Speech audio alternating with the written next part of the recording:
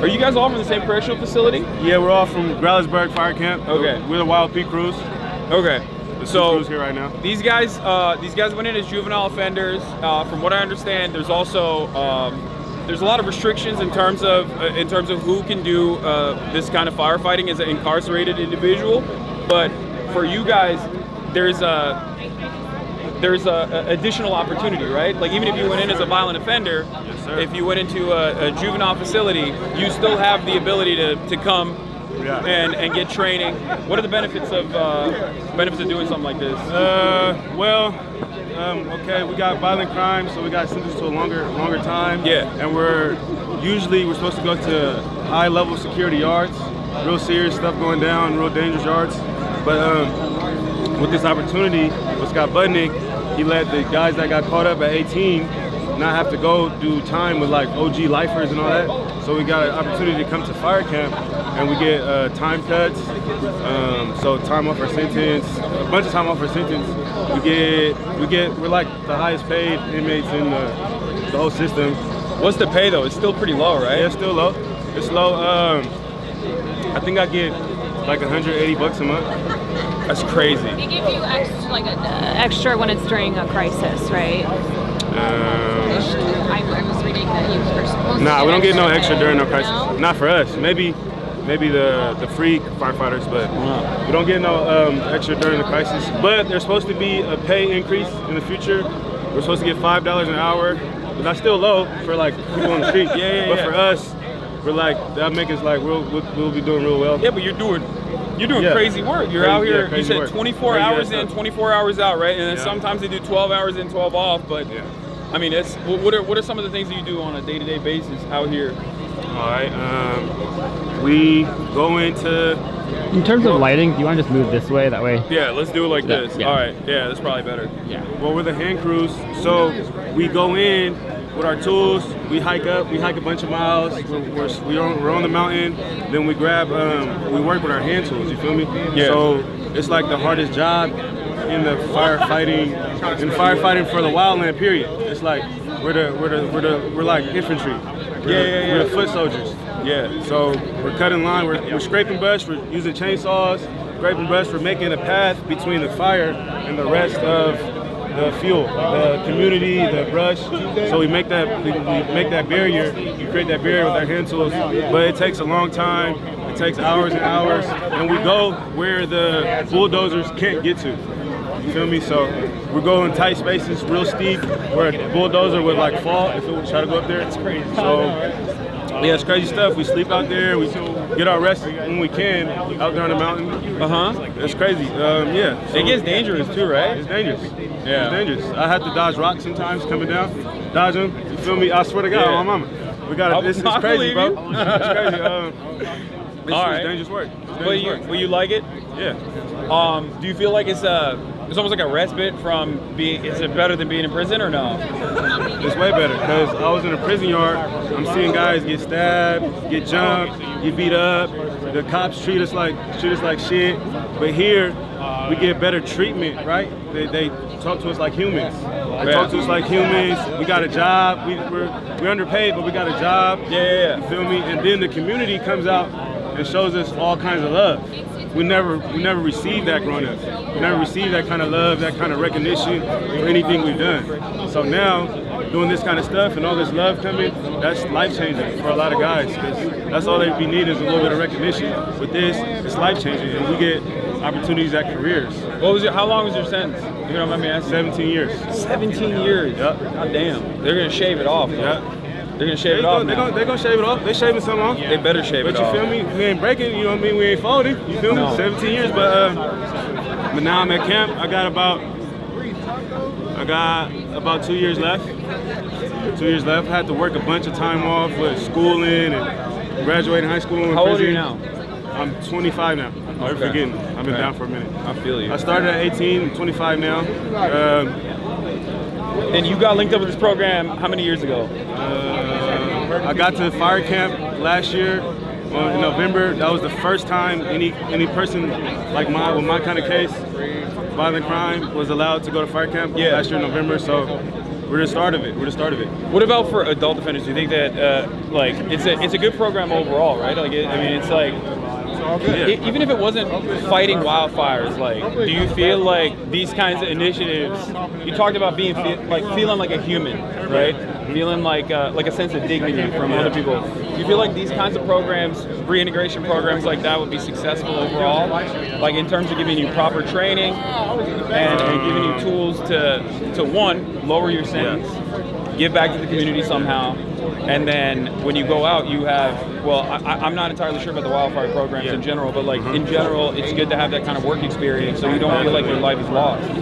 Yeah, it could be successful, but the thing is the pay. The work compared to the pay is like, it's crazy. Yeah. So a lot of guys get broke off on the mountain, get their body get beat up, you know what I mean? Yeah. But if the pay went up, more guys would be more grateful for the opportunity. Yeah. We're grateful for the opportunity. We got all this time. You feel me? We're young. Then we're real excited. We're real motivated. So when we get out, we're firefighters. You feel me? We're not running the streets anymore. Yeah. But for the adult crews, I mean, it just depends on their motivation. But it's hard work. So if you're lazy, you're not gonna last. You're gonna hate it. But if you're motivated to better yourself, it's gonna work for you as long as you work it. I feel you. Yeah. That's nice to hear from you, man. I don't want to keep you from eating your food. It's all good, man. It's good, man. It's my 24 down. I appreciate you guys for coming out. Yeah, nice to meet you, you, bro. Nice to meet you too, bro. Anybody else want to come on? Xavier, he's down to talk, and then if you guys want to... Come here. Let's talk. Yo, those are... Does the state give you those? Yeah, we get them brand new. Those are kind of drippy, dude. Just a little bit. You know, so you look fly on the mountain. It's something nice. Yeah. Do you get to keep it? Do you get to keep the hats? Yeah. Oh, you get to bring it back? Well, everything, they give us everything. Everything's kind of state issue when you get there. They kind of prepare you for the fires. So that way when you get out there, do what you gotta do. I'm saying, like, when you go back, do you get to keep them? I don't think so. That's crazy. It's considered an antique. I don't think he wants to keep that either. I'm not gonna, I'm gonna cop his shoes. You're like, hey, can I get this? No, but I did see some jackets there. They're pretty sweet. All right, bro, chill. We're not gonna take their clothes off their back, bro. They're fucking fighting wildfires out there. Look, we'll give it to you, man. We'll give it to you. No. It's a donation. All right. So, how are you guys feeling? Is the tacos good? We're blessed. Yeah? I haven't even tried them yet. I'm not gonna lie to you. Do you want to eat first? No, I'm good. I just ate. No, I'm good, thank you too. While you eat, you talk. How about that? And then swap it out. So again, Xavier and Angel for those who You don't want to eat on camera? Nah, I gotta go wait. There's hella ladies watching right now. They're gonna be judging. They're gonna be judging the way you're eating. He's not shy. He's not a shy one. No, don't even worry. He eats on stream, and you cannot be worse. Fucking with you. You cannot be worse. Yeah. So how you guys doing? We're blessed. You know, we're taking it all in. We just came down from the mountain yesterday. We were assigned to the Eden Fire. Our division, you know, was meeting up with other crews, doing some hand line. The dozer only goes so far, you know. Our job is really to kind of get in the cracks and crevices where the dozer can go. And when we get out there, we work as a team, you know. This guy is crazy out in the fires, man. This guy goes crazy. So, let me ask you, how long you guys been training? Like, when did you get started with the program? It's a relatively new one, right? Yeah, it's relatively new. I mean, fire camps have been around for a while, but as far as for us, you get sent to a training facility before you're even allowed to come to a fire camp. And the training, honestly, will not prepare you for what it really is. You know, it's only a 2-week program. You probably do a couple sets of push-ups, run a mile or so. But but it's like, but does not prepare you it's for nothing the real compared world. to hiking with a pack on or having to cut line for hours. But yeah, like I said, I mean, you won't be able to really figure out what it's about until you get to a fire camp. Yeah. It's a lengthy process. I think these facilities try to imitate the feeling you get when you're on the mountain. You know, the hike can be miles and miles, and you know, you got to carry this water, and your circumstances are subject to change, you know, depending on the winds and how the fire increases over time, you know, and these places really just cannot imitate that emotion, that feeling you get when you're up there, you know. And Before these fires this week, had you guys fought any fires before, or is this your first? No, He has. we were just here at the Ventura fire, the mountain fire, Okay. Oh yeah. just yeah. recently.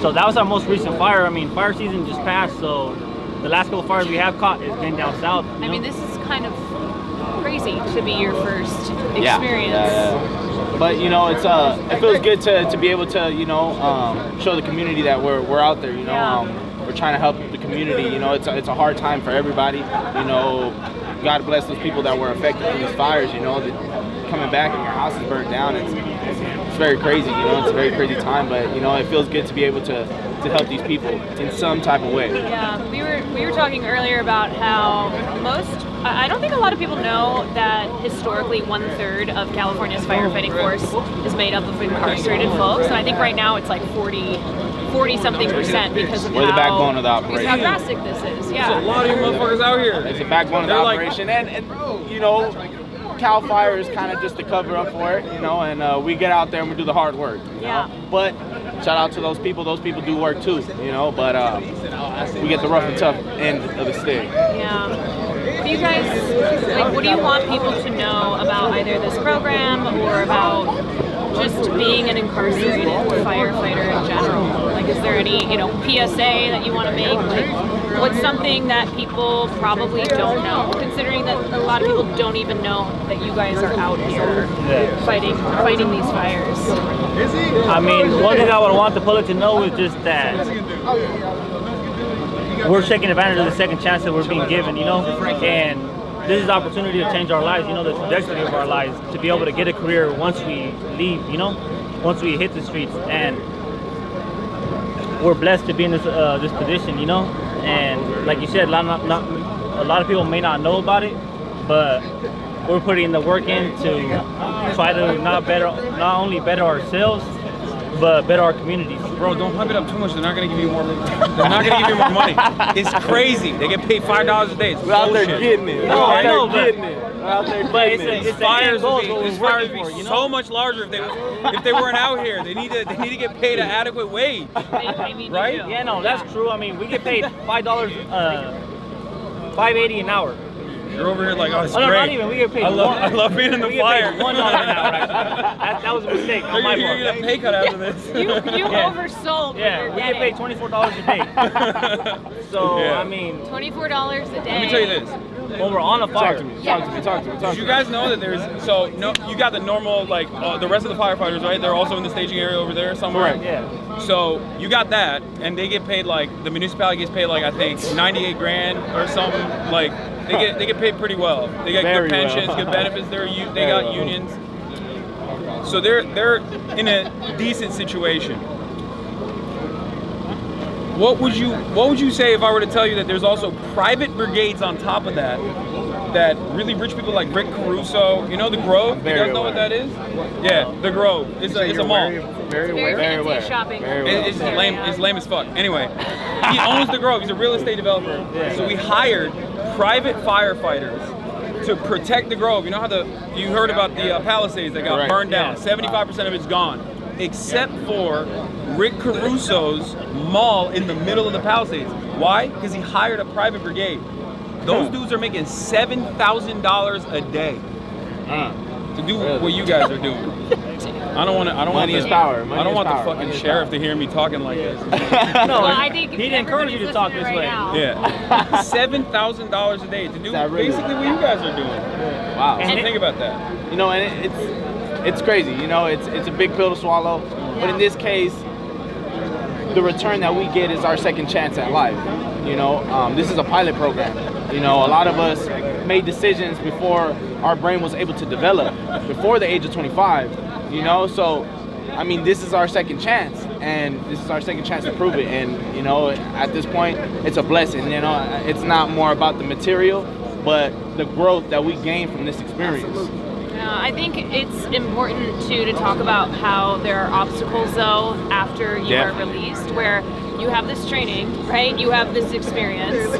You deserve to have this as a career, but it's still really difficult, even with legislation that's been passed to work at expunging records and make it easier to get hired in this career. Like, it is still The it's reintegration difficult. process is a little tricky, and I believe it depends and it varies on the individual, because circumstances are subject to change. But at the end of the day, I believe if you want to change and you want to get out there, it's How long you guys got? If you don't mind me asking. I got 4 months. I'm out. You got a year and a half left? 4 months. I'm out. 4 months. I'm out. Okay. I reside in the San Fernando Valley. December? Okay. How much time you have left? 2028. Damn, it's gonna be a whole new president by then. Don't worry, none of us are making it out. None of us are making it out by 2028. I taught him what Twitch was. Oh yeah. I've been in long enough, I didn't know what it was. Who here watches Twitch? Anybody? Is it the gaming one though? Yeah, the Like gaming one. Xbox and stuff? Yeah, I Yeah. watched it a few times. Yeah, you guys I've been out got you guys got any favorite content creators like YouTube, cool with Kai Twitch? Cenat? Kai Cenat? Kai Cenat? Yeah, I know Kai Cenat. Damn. Look at that, Kai.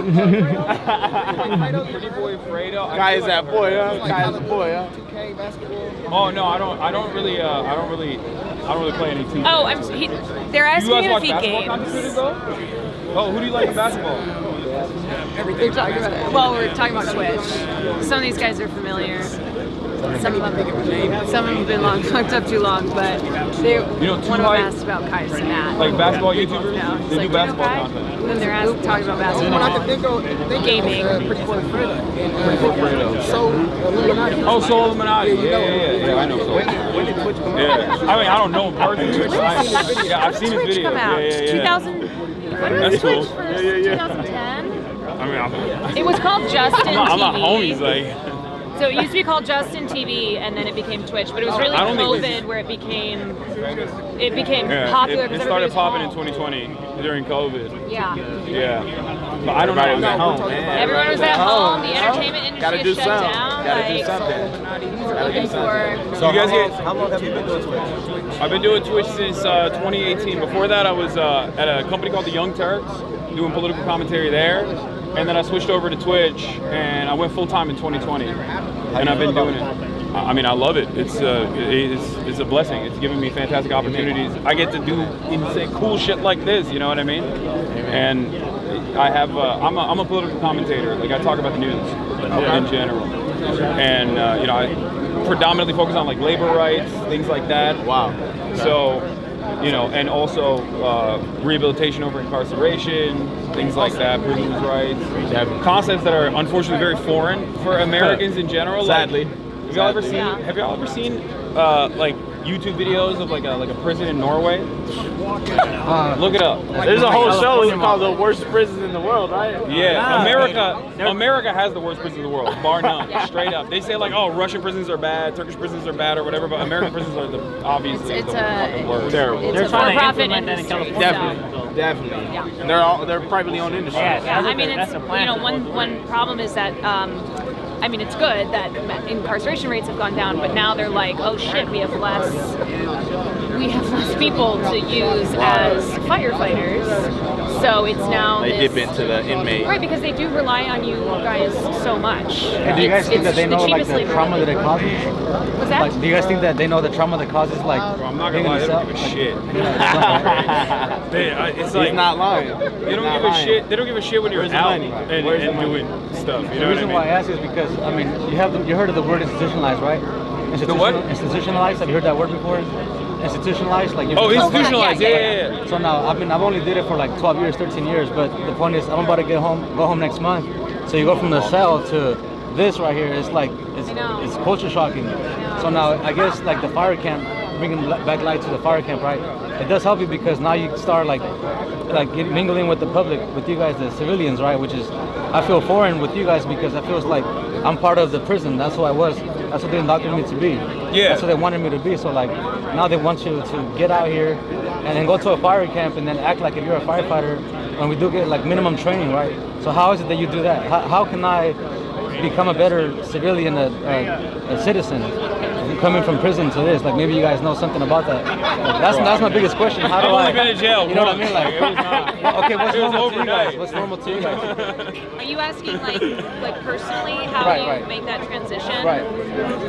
I mean, He asked a serious question and I made jokes. I'm sorry. No, it's fine. No, It's no, a no. job. It's a job. It's a Yeah, yeah, I, It's I, my I job. think It's my what's job. key is having support, right? Right.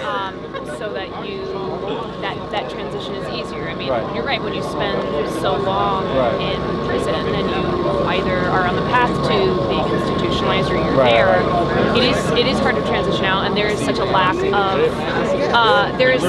support from the state. Right. That's my. So I understand. I mean, that's neither of us have been in that situation before, so we can't speak from personal experience. But it's why we are trying to bring attention to this and Light say, on it. okay, you're somebody who you have firefighting skills now, right? Right. You've been there on the front lines. You've trained for this. How great would it be, and how deserving are you of having this as a career after you Right. leave, so you don't have to struggle with job opportunities because you have a criminal record. And of course, we live in a country where that is an obstacle to you re-entering into society. What kind of service do they have inside for when you're about to leave, right? When you're about to get out? Do they have retraining services or anything like that? That connect you with job providers? Right. So in camp, it's kind of minimal. They really don't. If it's it seems to me if it's just Cal Fire, if it's not Cal Fire related, you're just not what they're looking for. They're not going to put much effort into it. Now you do have those individuals that do want to help you, right? But that's more because they're personalized with you and you kind of grow a bond with them over time. But as far as them providing something for us specifically for not Cal Fire, there's really none.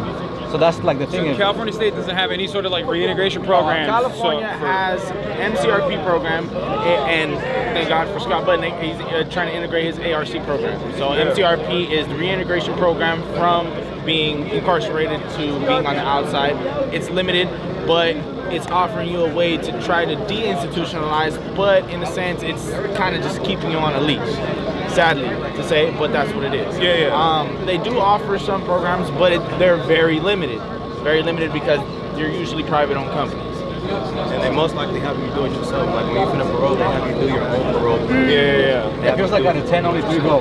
So what about the rest? I feel if you had a job coming out, Right. if you had something lined up, kind of like this program, if it was Cal Fire or if it was anything else, you're not gonna fuck around. You're not gonna want to lose that job. You're not gonna want to fuck over.